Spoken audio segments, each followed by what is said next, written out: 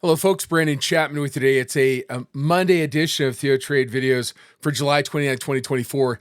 And we are about to have the biggest week of the summer. I mean, it's the summer event. It's the whatever, right? I mean, this is a potential big week for the markets as we have the Fed announcement on Wednesday. We have earnings from basically four of the Magnificent Seven and Google, Apple, Meta, Amazon, and Microsoft.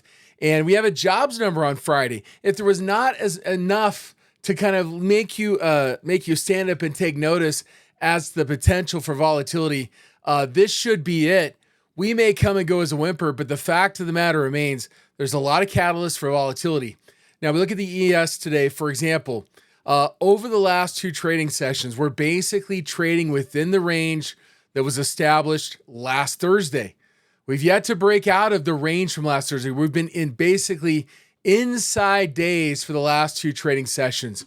We look at today's intraday trade. We'll go 1 day, 1 minute. We try to get a little rally here. We faded. Another little rally. We faded. And so at the end of the day, we finished basically about the same level we began. And look, I mean, this is significant. When you have a very open and close, almost to the exact same level. If you look at the SPY, there's a little more of a downside shadow. If we just look at the cash session, we finished slightly lower than the open. All this points to the fact that, look, we are in a period today of indecision, of relative balance.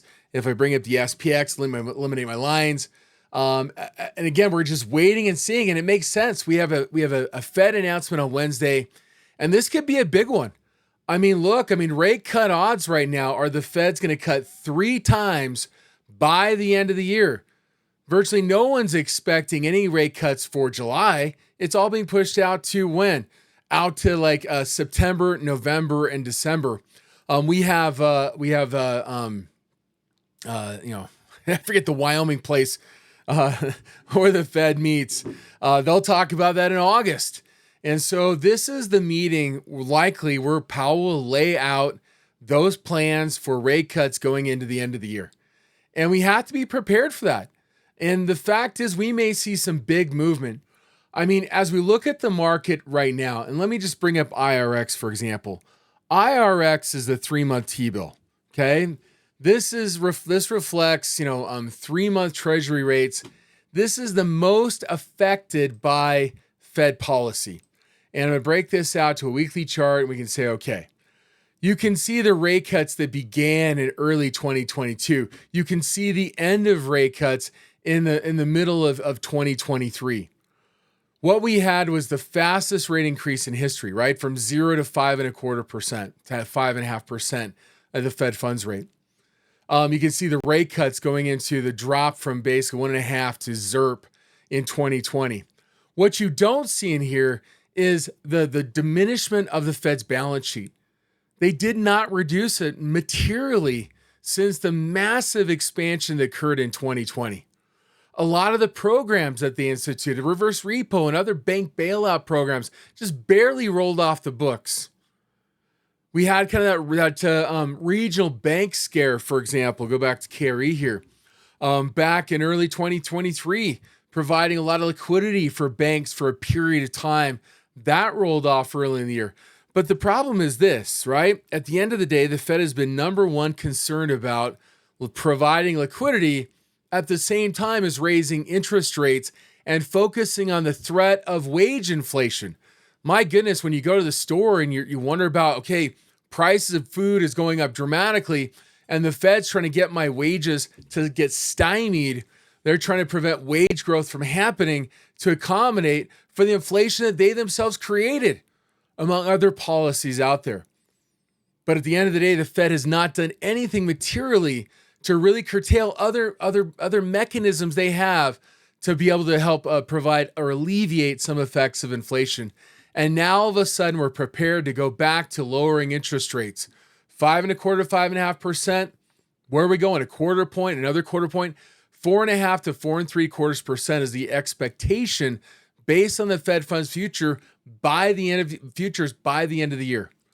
I mean, this is insane to me. We're talking about cutting rates, and yet we've yet to get the balance sheet of the Fed back to where it was prior to 2020, which was significant what is it, $3.5 trillion. We scaled that up to close to 9 trillion. Now we're probably still north of 7 trillion. Folks, go back to 2008. Fed balance sheet was like 400 to 800 billion, made up of T-bills. The Fed could have eliminated their balance sheet just by not reinvesting that money that comes back as bonds mature. They could have got their balance sheet back to nothing again.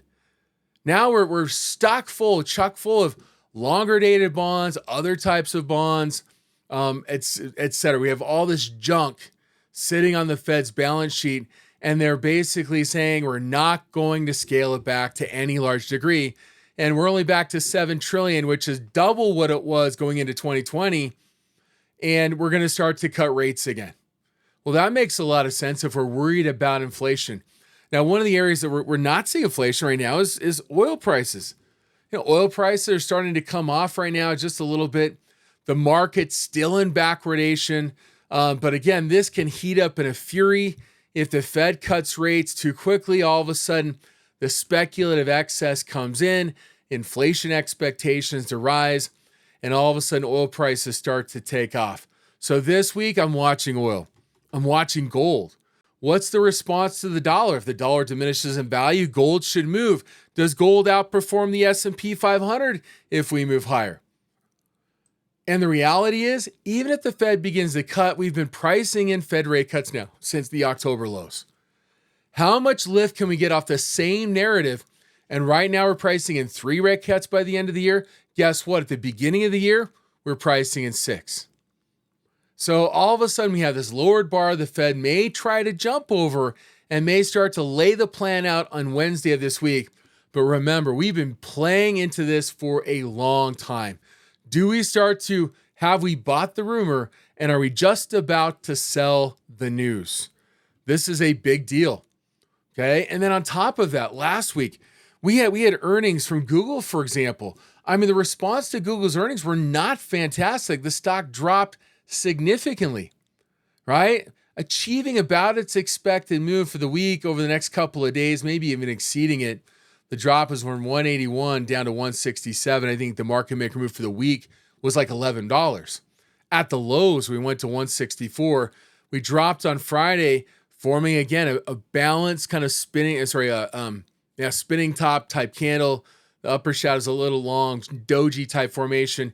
Yes, we got confirmation of a bounce today, but that doesn't necessarily mean a lot, right? We may go higher tomorrow, just like we did, for example, back before the earnings. We may see this roll back. So as we translate this back to the SPX, and you look at this and you say, okay, we're basically an inside day for the last 2 trading sessions. If we break the resistance up here, the high is around 54.90, 150. If we can close above that, or down here we close below the low at 53.90. We're looking at a potential upward swing, maybe starting to eke out and make some gains into the sell-off here, or we start to see the opposite happen. We start to see things reverse, and we see a continuation of the trend. But guess what? A typical correction, 5,500 to 5,564, right? So getting to this level is typical on a consolidation of the downtrend that we've had over the last couple of weeks here. So don't get super excited, but if we start to break, we may finally start to get the event that begins to push the VIX north of 20. And this hasn't happened for a while. We go back, let's say 3-year weekly, finally we get into an area in 2022, which was kind of a bear market territory. If we start to break in this area, we might start to see much, much higher levels of volatility, 20 plus, maybe for a long period of time, as we kind of work through the excess of the last year plus, at least since we started to price in rate cuts that began in October off of the peak up here, the last highest level north of 20 that we've seen for a while. We may finally start to see giving back some of the gains from last October as earnings begin to turn. And of course, we're going to look at Microsoft. Okay. Microsoft has been hit with both an increase in volatility. Apple broke out. Now we're seeing the pullback. Not a lot down here. If we start to break way before we get back to 200, again, there's a lot of downside for Apple. I guess we should probably get the expected moves here. Apple, the expected move for this week's about $9. about a little less than a 5% move in Apple for this week. We look at Microsoft. Remember, we've kind of played some of this out because of the weakness last week, but Microsoft, again, about a 5% move in Microsoft. We look at Meta. Now, again, the news from Google wasn't amazing, but again, we saw the stock. They beat on the top and bottom line. Stock still went down dramatically.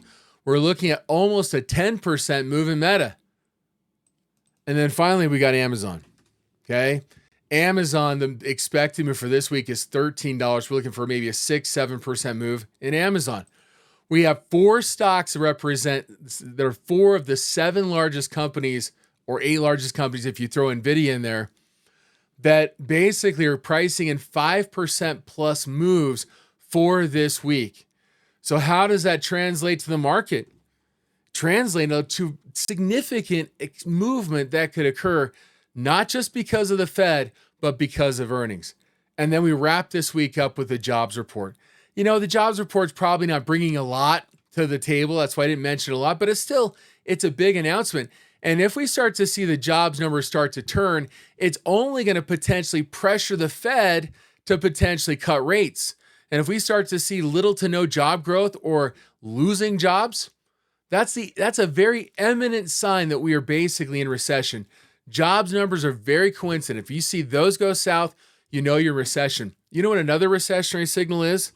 Let's look at the 10-year Treasury yield right now.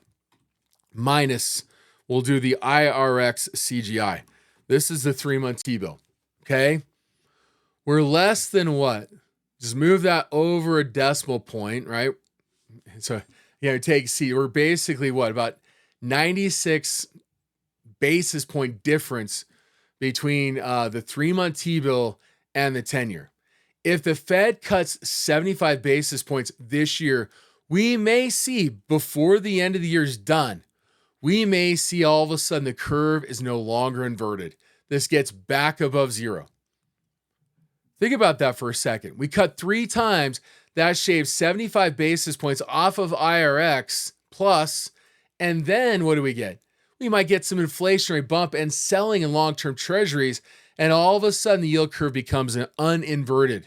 We become flat, maybe normalizing with the 10-year higher than the 3-month T-bill. This generally happens prior to recession.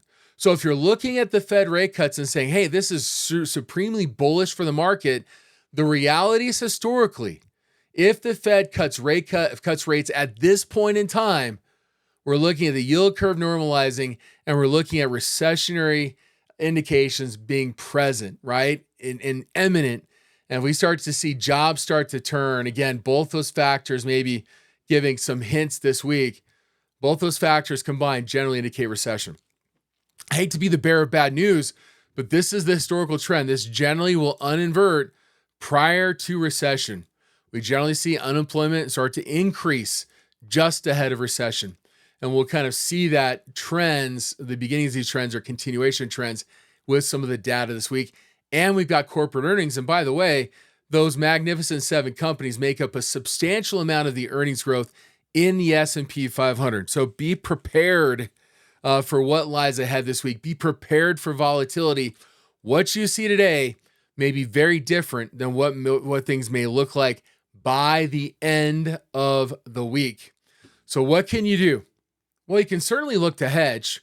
For example, I'm going to bring up IWM here. IWM, small cap stocks, right? The smallest companies in the Russell 3000 began to turn over, down 1% today. Had a big rally, part of that kind of short squeeze we saw in kind of mid-July. We've been kind of churning about here over the last couple of weeks. We're not seeing the downside exactly we saw in the S&P 500, but we may be on the cusp of seeing that. A couple of big trades that occurred in IWM today was for August, for example, at 218, 213. We're going to scroll down here. And is this likely? If we look at 218 here, 215, we're looking at this basically, we're selling the 215s, rolling them up to the 218s for a debit. Is this a hedge? Yeah, likely. But guess what? It's also an indication, hey, they need the hedge, right? They're expecting the market to potentially decline.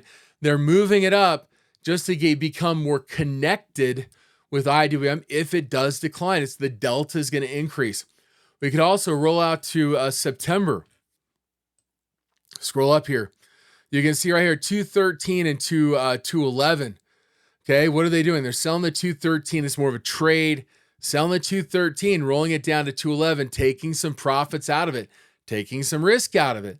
The bottom line is we're basically what we're seeing activity that's basically playing the downside in IWM.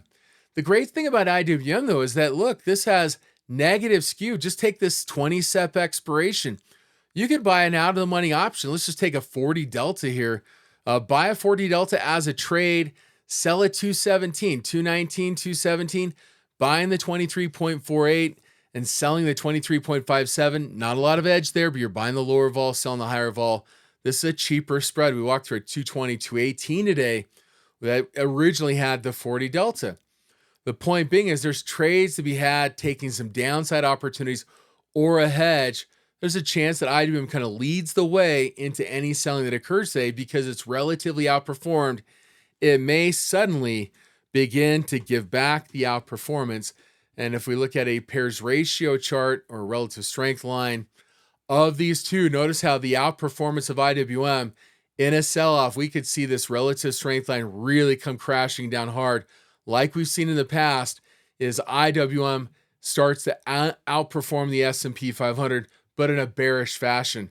Financials are probably one of the leaders in that space. Healthcare as well, in terms of sectors that may help kind of lead things down that respect. Of course, energy kind of leading the way today with the broader selling in the market that occurred today. But again, the selling you're seeing in energy and specifically oil is more of an indication of maybe economic weakness, which leads to what? The potential Fed rate cuts. But watch for that to reverse. Watch for energy and metals in particular to strengthen if the Fed looks like they're about to cut rates. Look for selling in longer term bonds. Again, and it would due to inflation expectations picking up due to the Fed cutting rates.